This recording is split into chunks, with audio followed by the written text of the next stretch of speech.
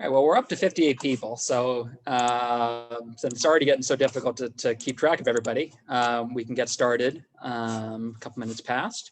But welcome everyone to our Art Thursday event in partnership with the Phillips on the boating party. And I certainly looking forward to learning a lot more about it. A couple of just go kind of points, some of which you will have heard before, but I will reiterate now. Do try to stay muted throughout. There is a lot of people today, which makes it extra hard to try to figure out where sound is coming from. So do try to keep yourself muted. We will be recording this event. The camera will stay focused on the spotlight, which will be the speaker the whole time. But if you'd prefer at the end when you're doing questions, you can keep your video off and just type questions into the chat. We're going to try to keep it streamlined. So if you have any questions or thoughts, just type them into the chat and I will read them off at the end or at an opportune moment, unless we stop and ask for questions. I'm sure there's other logistical things, but if you have any issues, you can message me directly. I also want to make a quick plug that we are doing our year-end appeal. I'm going to put it in our email, but if you like the event and want to see more Foggy Bottom events, we encourage you to go through our website, look at our donation page, and support both us and the Phillips as the busy year-end period ramps up. But I'll pass off to Jackie to introduce our speaker and the painting. Good afternoon, everyone. I'm Jackie Lemire, member of the Foggy Bottom West End Village Program Committee. Welcome to another presentation in our Art Thursday series. Today, we're very fortunate to have Anne Brittingham, the new Director of Learning and Education Strategy at the Phillips, who will lead us on a virtual tour of the wonderful work of art known as Luncheon of the Boating Party. Anne's area of responsibility includes overseeing program development, in-gallery interpretation, and adult, teacher, and PK-12 initiatives at the museum. We look forward to an insightful look at this beloved work. I will now pass the virtual microphone to Anne. Enjoy the time with her. Anne, it's all yours. Thanks, Jackie. I'm really glad to be here today. Can everyone hear me okay? Yes. Great. So we're going to go through a PowerPoint and sort of take a deeper look at Luncheon on the boating party. So it's obviously one of the Phillips' most famous works. And so when Jackie reached out to us and wanted to sort of take a deeper look, I thought it was a great opportunity for us to sort of spend some time thinking about who these people are and where they are, and maybe kind of think about why they're there, the mood that we imagine the place to be.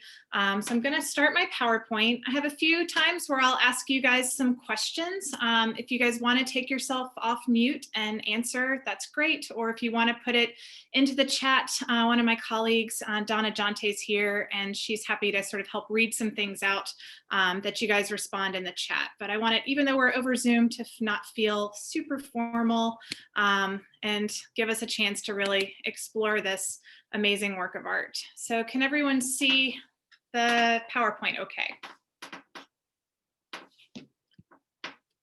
All right. All right, so we're going to take a minute just to look at our very famous painting by Renoir that was purchased by Duncan Phillips. As I said, we're going to be thinking about the story that surrounds it. So thinking about it, what makes a good story. It has great characters, has a great setting, great plot, great mood, sort of all these things that we think about that make a good book, I think also apply to a really amazing painting and a story that can be contained in that. I wanted to just give us a little introduction to our artist. Many of you have probably heard of Renoir, the famous Impressionist artist who was born February 25th, 1841, and died December 3rd, 1919. So he worked on this painting in 1880 and 1881. So he's around 39 years old when he's working on it. So he's a painter, just one work of art that's not in our collection, just to kind of show you sort of what he was doing around 1876 when we start thinking about kind of our Impressionists getting going with their Impressionist exhibitions. So he's known for his paintings for their sort of vibrant light, the really saturated color, sort of focusing on people and intimate and candid compositions, feeling like you're sort of capturing a sort of piece of sort of contemporary modern life. So After his paintings were rejected by the more formal sort of Parisian salons, he decided to join Monet and establish an independent artist society that became known as the Impressionists. So they had their first exhibition in April of 1874. He showed 6 paintings there. We see this painting from the Musée d'Orsay that was a couple years later. But I love how one critic who wrote about Renoir in that 1874 exhibition, he said, "What a pity that the painter who has a certain understanding of color doesn't draw better. The dancer's legs are as cottony as the gauze of her skirts." And then again, at that same exhibition, another critic wrote about Monet's Impression Sunrise that wallpaper in its embryonic state is more finished than that seascape. So we can see kind of what the Impressionists are interested in. They're working in the 1870s and 1880s, and they're wanting to capture modern life. So we're thinking about them using sort of short, choppy brushstrokes. So you can see a couple of details from this piece at the Musée d'Orsay to capture these fleeting moments. So in the 1870s, Renoir starts getting a lot of portraits, which helps support him financially.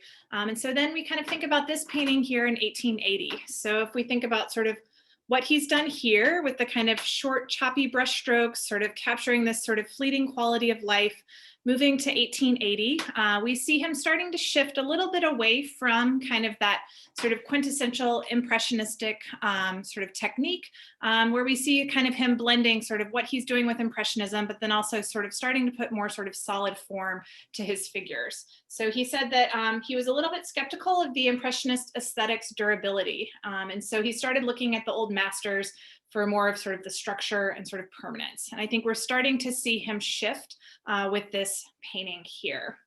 So I want us to really kind of spend the rest of our time exploring the story surrounded by this. And I want us to start, let's see, by looking closely. So again, here I'm going to ask you guys a series of questions. So feel free to just kind of sort of follow and sort of this close looking at our painting. If you want to kind of chime in to answer the question with your voice, feel free to do that, or you can put it in the chat and Donna can help me read some of those out. So first I want you just to close your eyes, take a deep breath. Now open your eyes and kind of look freshly and think about, where does your eye go first? So feel free to kind of unmute yourself and say where your eye goes first, or put it in the chat, or just think about that question to yourself. Yellow hats. The yellow hats, yes. So we see kind of, my eye was drawn first to the woman in the back with who's kind of leaning on the rail, her yellow hat, for sure. Who else had a different place where their eyes were first drawn? No, I agreed with you. I went to the woman with the yellow hat. Yeah, thanks, Jenny. So again, another person drawn to kind of the woman in the yellow hat that's kind of roughly in the sort of middle-ish part of our painting. Does anyone else's eye go to someplace else? Oh, go ahead. I see the woman on the right with the trio with her Yes. head tilted up. She seems very engaged. She does. So we see the woman on the sort of lower right in the blue dress and the white hat with her head kind of cocked to the side with the 2 men on either side of her. Who else wanted to share? But the man in the white coat that's bent over her, I thought was also arresting. Yeah, so Barbara's noticing the kind of man who's sort of towering over our woman that Lorna noticed that had her head cocked. Who else And wants to share?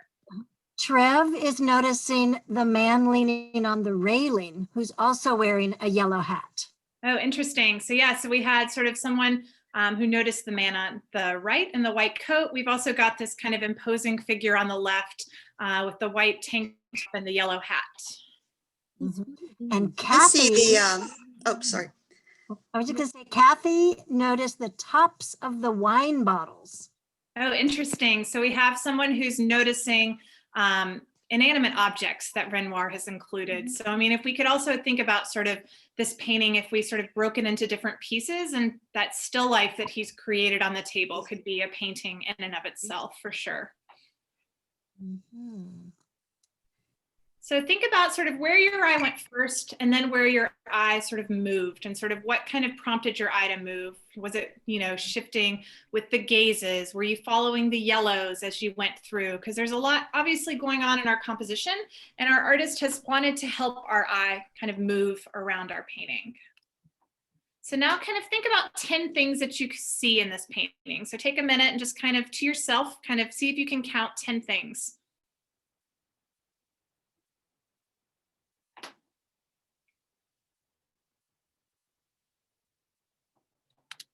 So now focus on one area.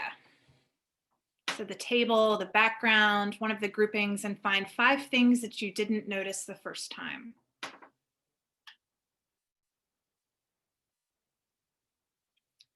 Does anyone want to share something that they noticed when they kind of focused in on one area?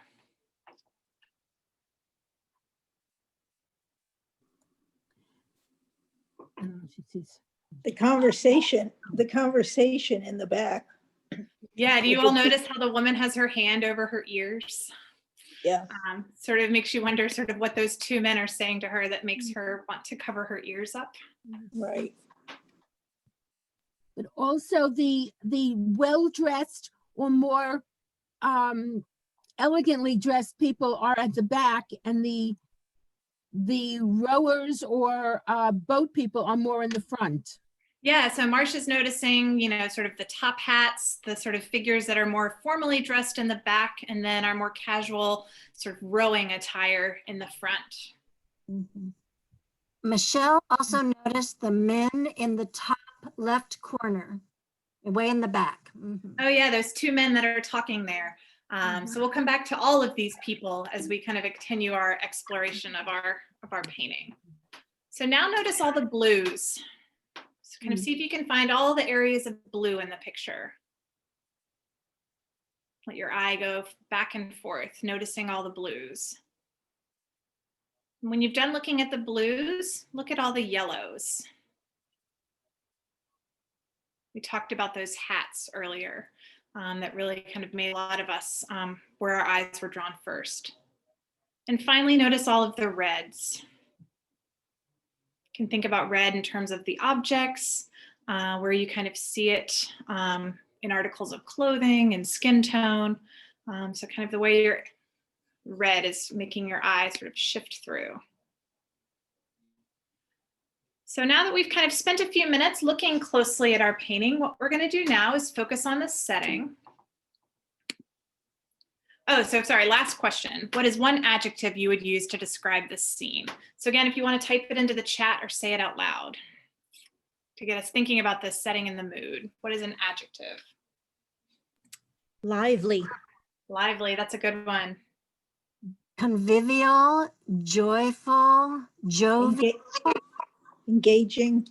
Kathy, yeah, thank you. Engaging. Festive. Festive.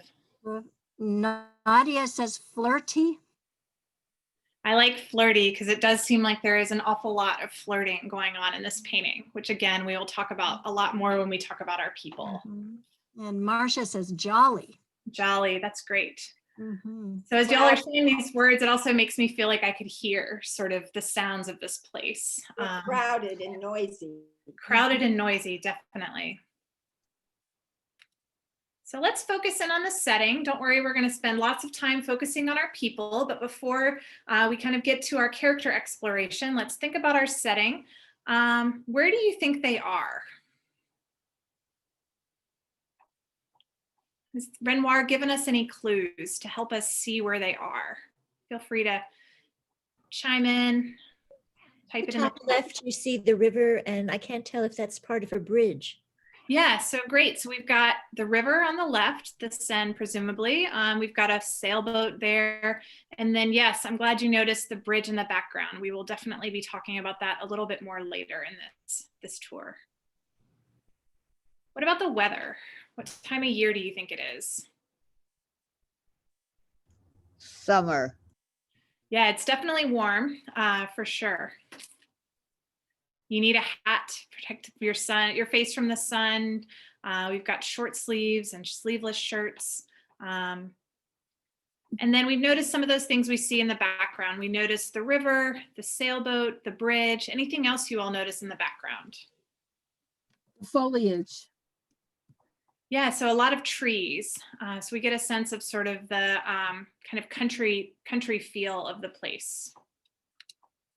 So where are they? So you can see they're at the Maison Fournaise, and I'll apologize in advance. French was not a language that I studied in school. So those of you who know French better than I apologize for any words that I don't say correctly.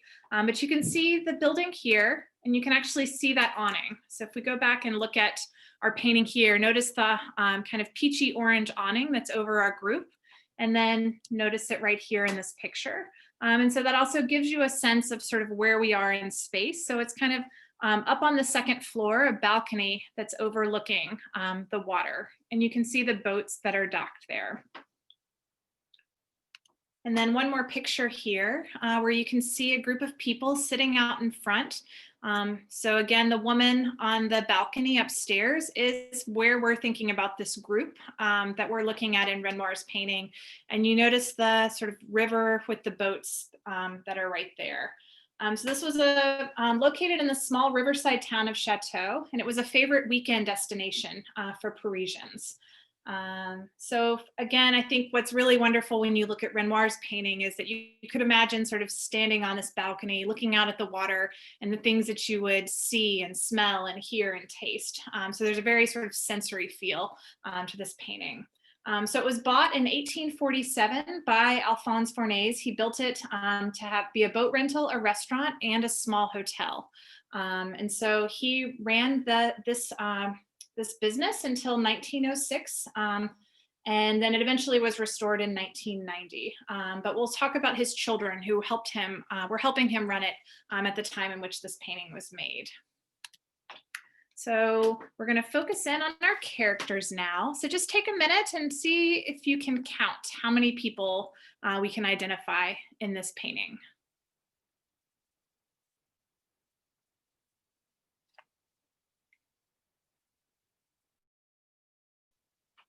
$15. See 15? 1, 2, 3. 15.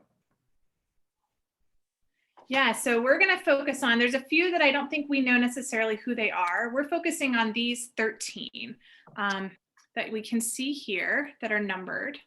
So we're going to learn a little bit about each person.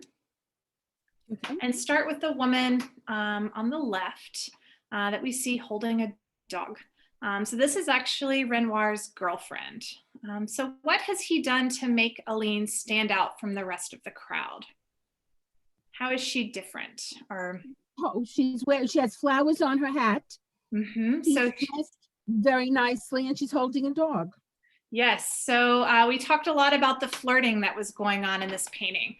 So Renoir made sure that his girlfriend not only is dressed in a beautiful dress and beautiful hat with flowers, but she also only has eyes for her dog in this painting. So the flirting that we'll talk about with our other figures, we don't see her doing here. And you can see a drawing there that Renoir did. Aline was known for being a really great dancer. So she met Renoir about in the year before he started this painting. So he met her in 1879 when she was 20. So she's 21 in this painting. And he is 18 years older than she is. So once they meet and start dating, he starts painting her a lot. And she served as a regular model for him. And according to one of their sons, all of the women in his paintings after he met her resemble her to some degree. So they eventually were married and had 3 sons. So we see Renoir's girlfriend as our first figure.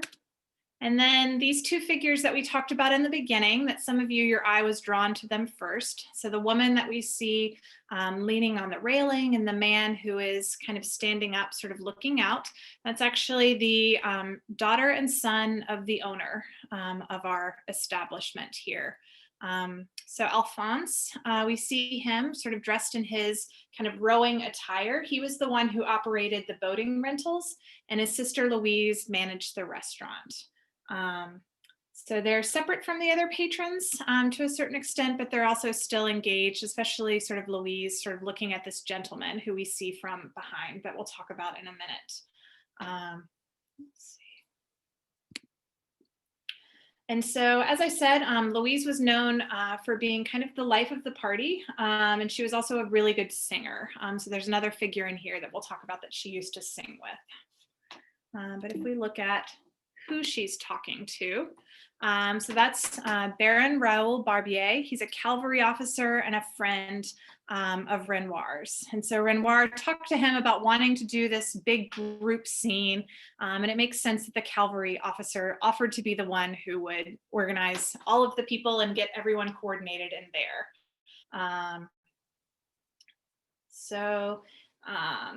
He had met Renoir about 4 years before this painting. And like I said, they became very good friends. He was described in one source that I read that he liked dancing with the ladies, drinking wine, and horse racing. And so I like to think about sort of what do we think he's saying to Louise, noticing the two of them sort of looking at each other and the expression on her face, listening to what he is saying to her. All right, so now just take a minute. Let's look at our whole painting again. And can you see who is the only figure that's actually looking at us? You notice this woman right here, kind of in the middle, but sort of tucked away. So she's the only person looking at us, and she's an actress and fashion model named Ellen Andrée. So she was a favorite model for the artist Edgar Degas. And she's in 23, and she's around 23 in this painting. So she was good friends with Renoir and his girlfriend. So like I said, she was a model for a number of artists, and those included Manet, Degas, and Renoir. And so if we see here, we see a photograph of her. How does the photograph of her look similar to how Renoir has painted her? Or, you know, how would you say they look different? So feel free to unmute yourself and just chime in. I think she's prettier in the painting, and her So do I. face is rounder and less elongated. Yeah, so do I. That she's prettier and looks a little bit younger. Yeah, I'm not exactly sure how old she is in this photograph. It's interesting. I found another photo of her from when she's older, and it's kind of the same angle from the left, which makes me think she must have thought that was her kind of best side, because the photos that we see of her head's kind of tilted up, whereas Renoir's kind of done her sort of facing like sort of frontally, and we see her holding the wine glass up to her face. But I think the same prominent eyebrows, the same curly dark hair, the same sort of hat with flowers that we notice comparing the two. So then we notice these two figures in the back that one of you all noticed when you kind of did your second look and found things that you hadn't noticed before. So we have an art critic and collector, Charles Ephrussi. So you can imagine he's the one in the more sort of formal dress. And then Jules is our young poet. So Charles became interested in the art of the Impressionists right around 1880, which is when this painting was made.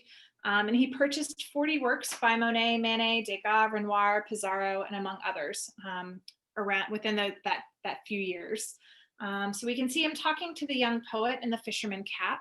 And what's interesting is that soon after this painting was finished, Charles actually hired the 21-year-old poet as his part-time personal secretary, and he became a writer for several magazines and a well-known poet. So I like to imagine them sort of meeting here in this group of people that Renoir has brought together, and maybe sort of having a conversation and liking each other so much that Charles decides to hire Jules as his personal secretary.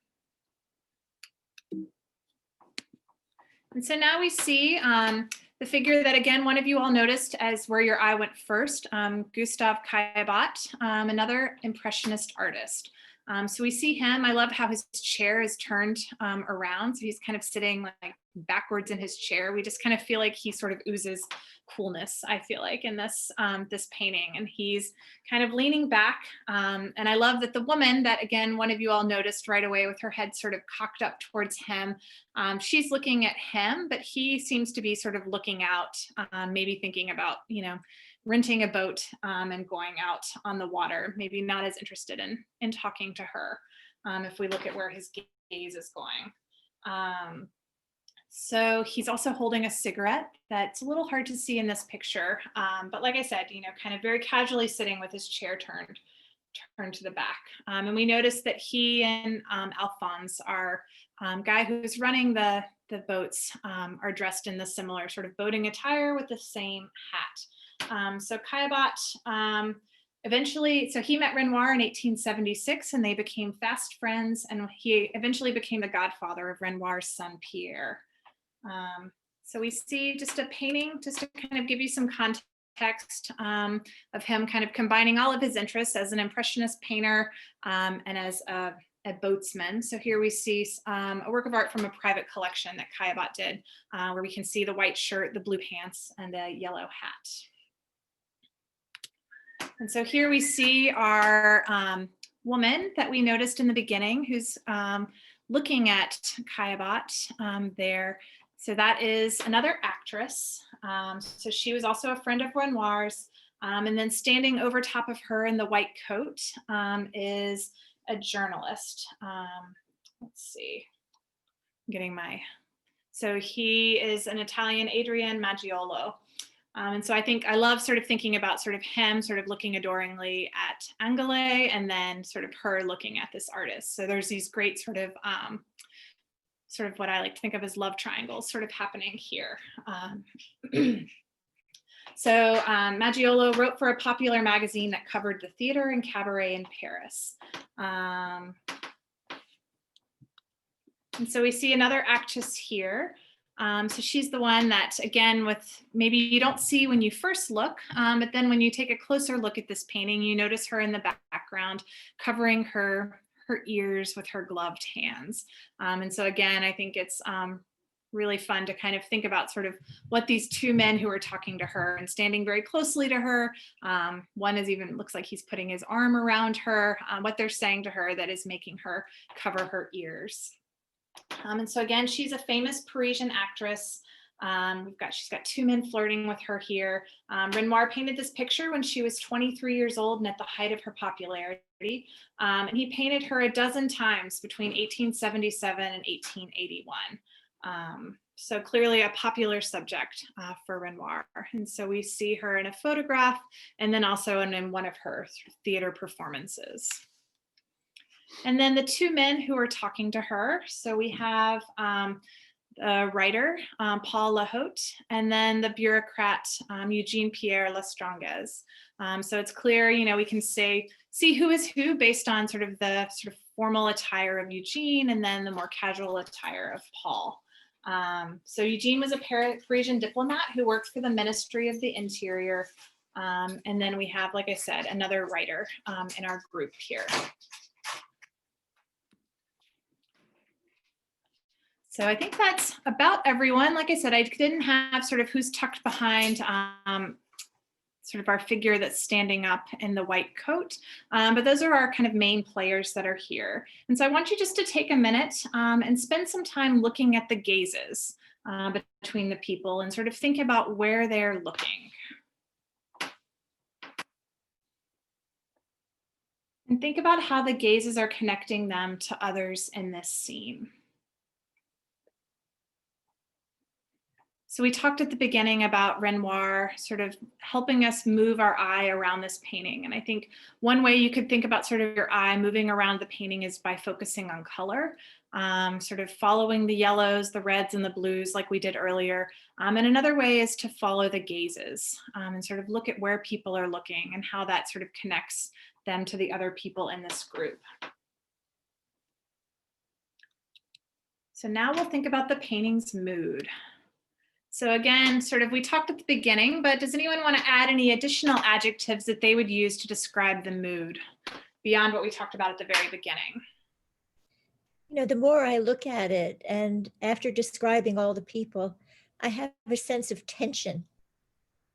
Oh, I love that, sort of thinking about the tension. Can you talk a little bit about sort of what specifically sort of you're thinking about with tension? I think you've got, so many small groupings and they're separate conversations. The actress with her hands over her ears, maybe an indication that something is untoward. The actress in the center with the hat is drinking. The sister is kind of gazing, but she's somewhat removed.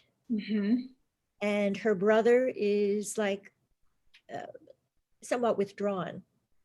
Yeah. Well, you've got the dog and the girlfriend there. He's above it all. So it's like they're connected, but they're not connected. Yeah, I love that, Lorna. So I love sort of thinking about the hands over the ears, where you almost kind of feel a little bit embarrassed for what could be being said to her. Sort of thinking about sort of them as just sort of separate groups. And so one of that is just kind of thinking, you know, if we think about the sort of story around this painting, you know, you start to wonder, you know, sort of, are they all together, or is it just the sort of nature of how they're seated?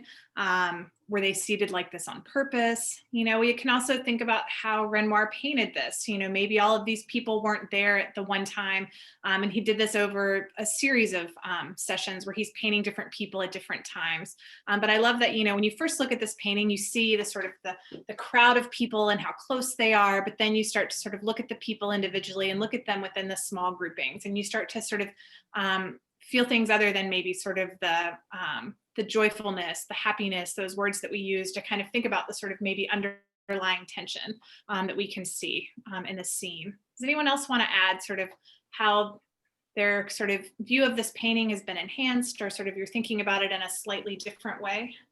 I think there's a lot of longing and maybe unrequited love. Seems like people are looking, like she's looking at Caillebotte, but he's looking out in the air, and the journalist is looking at her. So there seems to be a lot of misfirings, or as I say, unrequited love, you know, like A is in love with B, but B is not that interested in A, or, you know. That's what I started doing, Barbara. I did the exact same thing where I'm like, you know, who's like into whom, like who is maybe not as into them. And so if we were kind of creating a fun sort of story around this painting, you could have a lot of fun, I think, sort of coming up with sort of love triangles and unrequited love, and, you know, sort of people that aren't interested in sort of any of the ones that are here and maybe thinking about something else. So that's great, Barbara. Does anyone else want to share? I think some of the people look wistful. So yeah, who, Michelle, do you think looks wistful? Well, the man with the yellow hat looking off into the distance. Yeah, Alphonse there. And the restaurateur's daughter that's leaning on the railing, I also think she looks wistful. Even though she's looking at a person, I also sense that she's somehow, you know, some sense of longing. Yeah, I wish we could see inside of like her head to sort of see what she's thinking, because it's sort of, obviously she works there, you know, so in my mind I'm like, is she sort of secretly eye rolling, you know, whatever the Baron may be saying to her, or is she, you know, but she can't actually show that because, you know, these are she works there, you know, her father owns the establishment, so she has to kind of keep this sort of straight face as maybe he says something that's completely ridiculous. So like I said, you can have a lot of fun, I think, sort of teasing out some of these characters, and sort of, especially once you start to learn about a little bit more about who they are. And coming back to the idea of the gaze, Lorna says, it makes me think that Renoir is acting as a voyeur. Oh yeah, that's interesting. He's acting like a voyeur, and we are too, you know, as the viewers of this painting. We're sort of voyeurs, sort of interlopers, I imagine. It's like when you go for a walk in your neighborhood and it's like dusk and people haven't closed their curtains, and you're able to kind of peek in if they have their lights on and sort of see, you know, how they've decorated their house, or notice things. So we're all kind of interlopers on this scene. I sort of think that the mood that I get is clearly a lot of alcohol has been consumed, and I feel like everybody is very hot. You know, they have on a lot of heavy clothing, you know, except for the boater, the sailor. And it's sort of the end of an afternoon of sort of overeating and possibly over drinking. And the maybe more cohesive group has sort of split into smaller groups. That's, yeah. sort of a feeling I get, a general feeling. No, I love that you've noticed, sort of brought us back to our sort of wonderful still life on the table there with the empty wine glasses, the empty wine bottles, the food that's been consumed, sort of all of the people that we see, and sort of imagining that they're, you know, maybe starting to get a little bit uncomfortable because they've sort of maybe eaten a little bit too much, drunk a little bit too much. They're hot in their sort of heavy clothes on this warm day. So now I want you to pick one person, look at their facial expressions, and think about sort of what you think they're feeling and what they're thinking.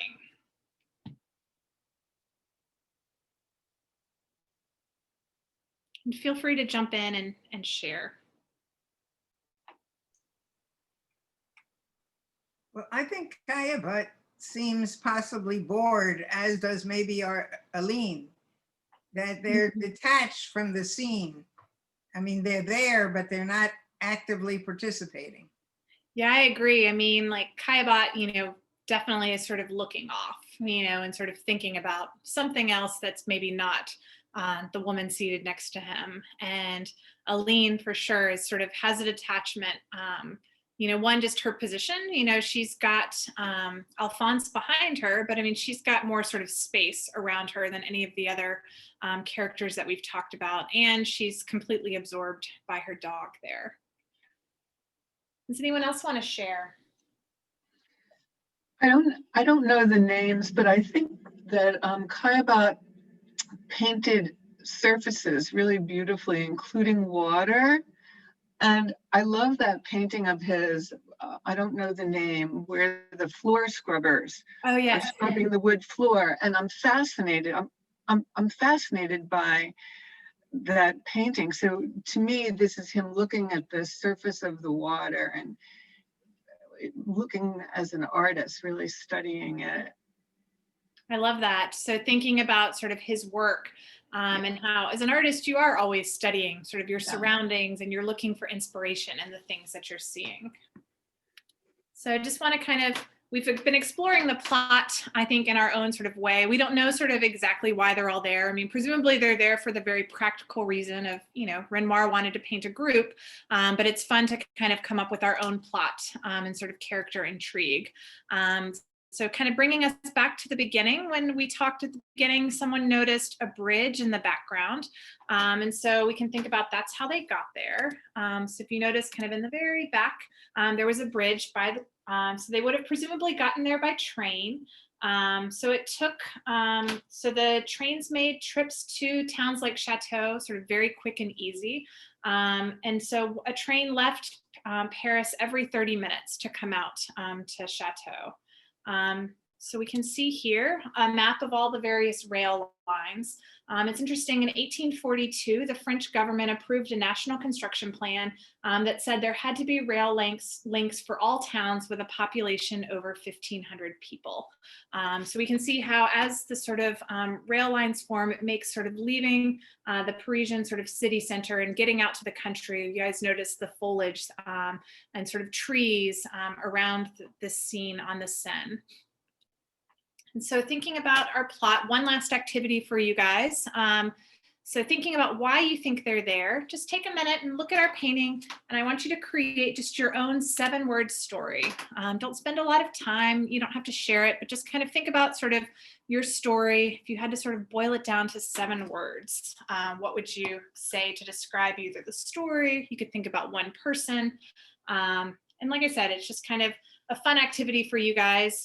You're welcome to type it into the chat or say it out loud or just keep it for yourself. But just kind of continue to kind of more deeply engage with our work of art. Renoir and his world in a nutshell. Oh, I love that. Renoir and his world in a nutshell. I find it interesting that I'm using more than 7 words, but as a group, they've all separated into little clusters or by themselves. Yeah, so Jenny, that's great. Sort of thinking about sort of, again, when we first started looking at this painting, we were thinking about it as this kind of crowded, packed group, but we start to notice the sort of smaller groups within it, or sort of the individuals. Thanks, Jenny. Anyone else want to share their 7-word story? Here's one from the chat. gathered to get away from city heat. Oh, I love that. Sort of thinking about how sort of hot it would be in the summer if they're hot out there, you know, and how the temperatures would be cooler to be sitting out on a balcony on the second floor, sort of overlooking the river. Yes. And another one, deciding whether to act on daydreams or fantasies. Oh, I like that. Sort of thinking about daydreams, you know, or I think you could also say and fantasies. So that's wonderful. Thank you. The classes mix in the countryside. Oh yeah, so I love that someone has noticed, you know, we talked about the sort of different classes of people that Renoir has brought together.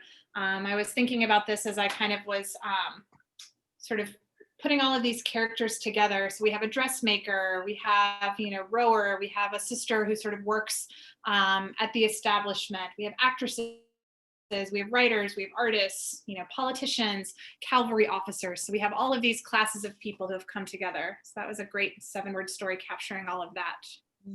I've got one. Great. Gathered for a birthday party and now are tired. Oh, that's wonderful. So yeah, so imagining that they've all gotten together for a celebration, a birthday celebration, and they're starting to sort of lose steam and are starting to feel tired. So I hope that you all love this painting. Obviously, Duncan Phillips loved it at first sight.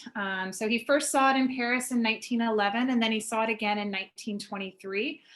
So shortly after purchasing it, he wrote an enthusiastic letter that said, "The Phillips Memorial Gallery is to be the possessor of one of the greatest paintings in the world. It will do more good in arousing interest and support for the museum than all the rest of our collection put together. Such a picture creates a sensation wherever it goes." So you can see the sensation that was created in the newspaper when it was purchased. And so it was hailed as one of the most famous French paintings of modern times, and when it was first exhibited. So it was first exhibited at the Phillips in 1923, and he originally intended to form a unit around Renoir's work. So you guys may be familiar with Duncan Phillips, formed what he called units, where he collected in depth with a particular artist.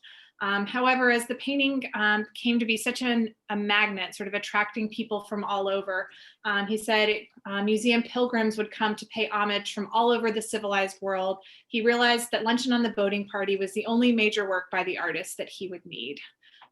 So that's the end of my presentation. I'll stop my screen share so we can see each other and give you guys a chance to ask me any questions. I have a question about the perspective in the painting. You know, the vanishing point in the middle is the guy with his back turned to us. But why do you know, and how he positioned his lines of perspective? What do you think he's trying to show? I don't know. I mean, I think he's trying to capture a moment. And so we kind of think about sort of the Impressionist sort of capturing a fleeting moment. And so if you're imagining a sort of a fleeting moment, everything's not going to be sort of perfectly composed. And so you're going to capture, you know, people from the back and people from the side. So I don't know. I think, and I think it also, this perspective gives you the sense of almost kind of feeling like you're there, you know, and so it's sort of like we're sort of a part of this scene. I don't know that I'm really answering your question, but those are just kind of my initial thoughts of sort of wanting to capture a moment. Yeah, but I do find it interesting that right in the center of the painting is a man whose face we can't see. Mm-hmm. You know, that is interesting. You know, what is, you know, that then force us to look. Yeah, I mean, Donna, jump in. Yeah, you know, at the top part of the triangle, we have him. It's odd in a way. I always wondered that too, why his back would be to us. And one of the curators told me that contemporaries looking at this work would recognize the man. They knew he was the bon vivant just by his hat and his posture. So even though we don't see his face, people knew who he was. Well, and if we also think Interesting. about how, like, the Baron, you know, who that figure is, he was the organizer of this. Yes. And so it makes sense for, you know, Renoir to have placed him, you know, in the center of the painting, because he was the one who actually sort of made this happen and sort of orchestrated all the logistics of bringing all of these people together. Thank you. Yeah. Do we know, Related to that, oh, go ahead, sorry. I was going to ask if we know from his letters or comments at the time what the painting meant to him and how close he was to some of these people. Renoir, or Yes, the artist. I mean, I'm assuming, like I said, I haven't read specifically sort of what Renoir sort of thought of it. I mean, I do think he worked on it, you know, over the course of a couple of years. So again, I'll like lean on Donna, who has many, many more years of experience at the Phillips, if you have something else that you want to add. Well, we know it didn't travel very far from Renoir until Duncan Phillips bought it. It went to his dealer, Durand Ruel. So it was close to Renoir. There are lots of clues about how important this painting was to Renoir by looking at the position of the people.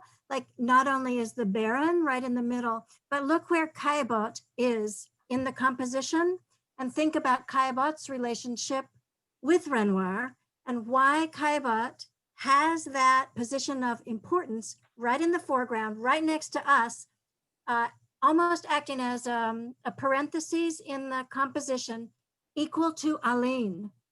So Caillebotte's on the right, Aline is on the left, and they're keeping us in the world of the composition, in that world. And Caillebotte is so important to Renoir because, like the Baron and like Ephrussi, he supported the Impressionist painters. So he gave money to Renoir for the canvas, bought the paints, and purchased many of their works. So he has a position of importance too. Yeah, and just want to get a couple of the questions from the chat about Renoir's technique. So he was, I think, painting this outside. So again, Donna, if you have sort of more to kind of add on that. And I think he worked on it. This wasn't done in one sitting. It was done over a period of time. So Donna, I'll let you kind of, if you want to fill in more specific details. Yeah. That's so fun to think about, that he started it on plein air on the balcony of Maison Fournaise, and then he took it back to his studio. So it's both a studio painting and a plein air painting. Yeah. So we know, we could talk for many hours about this. On our website, there's information about the infrared studies we've done on the painting, and you can see how he scrubbed out a previous model where Aline is sitting. He scrubbed her away. He didn't want that previous model there. He wanted his beloved to have that place of importance. So yeah, he worked on it and reworked it. And the other interesting thing we know is, well, we can't find any preparatory sketches. We don't know, how it started. We don't have any of those sketches. We don't know if he even made one. Yeah, and so those of you who've seen it in real life, it's really, really large. So it's sort of he wouldn't have been sort of painting the canvas itself sort of, outside, but doing those preparatory studies and then sort of working on the canvas itself from inside in his studio. One of you asked earlier in the chat about the still life, the linen, and if it was something spilled on it. When you get a chance to go to the museum again, just stand in front of that still life and look at all the different colors he has used to create that drapery with all the shadows. There's blues, there's reds, there's yellow. It's so beautiful. So from a distance on the Zoom screen, it does look like somebody spilled their wine, but when you're right in front of it, you just see that his gorgeous technique with the dabs of color. So yes, that's homework, I think, for all of us as we kind of think about sort of getting back to where we can look in person. I'm very grateful for Donna being here. Donna Jonte is our manager of art and wellness, does a lot of our creative aging programs, and has worked at the Phillips for many, many years. I started at the Phillips February 24th, so I had 3 weeks in the museum before we started working remotely. So I was very grateful when Donna said she wanted to come, knowing that she could be here to kind of help me be the eyes of some of these questions that sort of you can answer from sort of close, extended, and long looking at these works of art. I So- just have an interesting story about Renoir.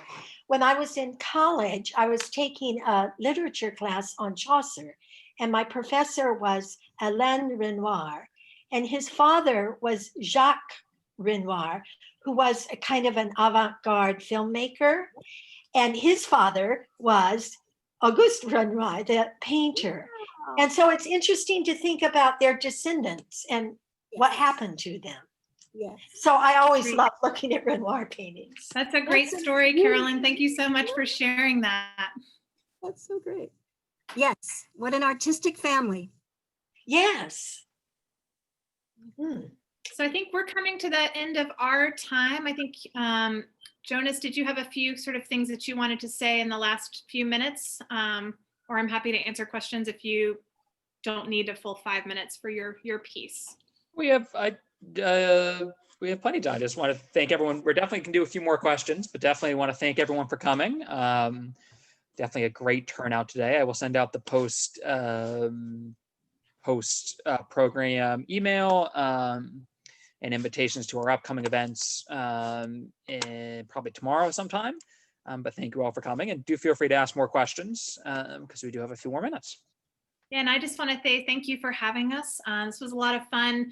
We've all kind of had to shift to sort of working in a way. Donna and I are so sort of used to teaching with works of art in the galleries. So kind of finding ways to sort of continue to engage with art over PowerPoint has been a learning curve, I think, for all of us. So I appreciate you guys being willing to jump in and make this feel interactive. I didn't want to sort of come here and talk at you guys the whole time. So I appreciate you all being so willing to share. And like I said, we have time for a few more questions or any other fun stories that anyone has, like Carolyn's, to share about Renoir. I have a question about the plein air and then the studio. Do we know if this was only a one-time event at the cafe, or did they reconvene a few times, sort of reenact the same grouping for Renoir to then take it back to the salon? So they definitely had multiple meetings, but that also just was a place they all liked to go. And so, I mean, it was the reason Renoir painted it was because, I mean, that was one of the favorite, like to say, date spots for Aline and Renoir. So they liked to gather there socially, you know, even before there was a painting. But I would imagine that, you know, while the painting was created, it was multiple sessions where they're getting together, perhaps in, you know, not everyone every time, sort of different configurations. That's where it's good when you have a Calvary officer who's coordinating all of those logistics around people. But yeah, Donna, did you want to add anything else? And close by on the Chatou, so he was usually there, and he could just take one of his skiffs that he created himself, his own friend, gathered there just to flirt and have fun and gaze wherever. Yeah. It's a nice one to look at right now as we're not able to sort of gaze and have fun in these sort of restaurant establishments. It's a good reminder of, you know, hopefully in the coming year, we'll be able to sort of all gather in that way again. And maybe take a trip to Paris and get on the train and go to Maison Fournaise, because it's open now. You can sit on the balcony and have a glass of wine. Yeah, I think it was restored in the 90s, right, Donna? They went back and renovated. Yeah, yeah, it's nice. Yeah. Can I put a plug in for the meditation program? Yes, please, Donna, do. Every Wednesday at 12:45, the Phillips offers free meditation for 30 minutes, followed by an art spotlight. So if we were using Luncheon of the Boating Party to meditate to be inspired by, then usually Anne or I give the art spotlight for about 15, 20 minutes after meditation. It's free, you register online. So join us if you can. We'd love to see you again at a program at the Phillips. And we launched our new webpage today to sort of kick off our new our centennial, which will start in January, our centennial year in 2021. So there's always lots of programs, free programming that we would love for you guys to participate in. And I know many of you already are members, but Lizzie put her information in there. So if anyone is interested in becoming more involved with the Phillips, please reach out to Lizzie to learn more.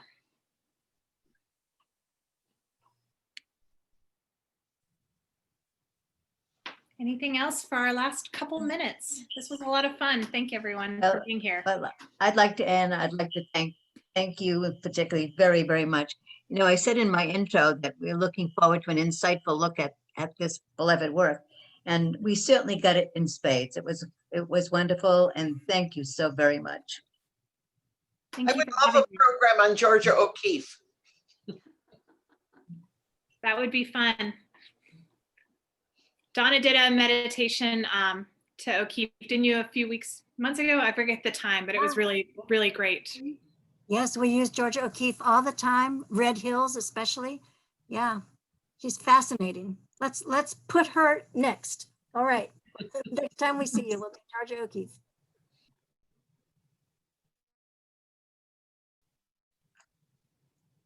Jonah? I think that wraps it up. But thank you all very much. Thank you. Everyone, have a good night. Thank you. Good luck, Anne.